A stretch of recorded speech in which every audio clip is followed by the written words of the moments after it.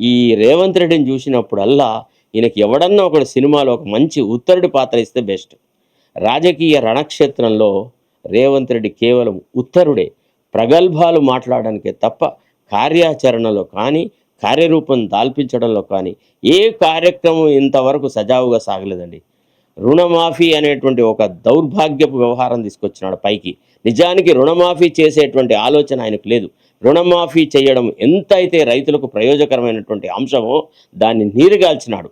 ఎప్పుడు ఏ ఆలోచన అయితే అమలు పరచలేడో దాని గురించే ఎక్కువ మాట్లాడతాడు పరిపాలకుడని మ్యాకివెల్ ఎప్పుడో చెప్పినాడు. అసలు ఆనాడు రుణమాఫీ అని అంటే నిజంగా ప్రజలను రుణాల నుంచి బయటికి తీసుకురావాలన్నప్పుడు దశల వారీగా పెట్టనుంటివి. నువ్వు 2 లక్షల వరకు చేస్తానన్న మాట ఓకే, రైట్, కొద్దిగా అబద్ధం ఆడు, సరే మొదట 1 లక్ష రూపాయలు ఉన్న వాళ్ళకి అందరికీ ఫస్ట్ 6 నెలల్లో చేస్తా, 2 లక్షలు ఉన్న వాళ్ళకి ఇప్పటికి చేస్తా, కట్ ఆఫ్ డేట్ గిది పెడతా అని చెప్పి టకటక చేసినా చేయలేదు. ఎందుకు? రైతు బంధుని ఎగ్గొట్టడానికని రుణమాఫీ అనే దాన్ని తెర మీద తీసుకొచ్చినాడు. రకరకాల మాట్లాడినాడు.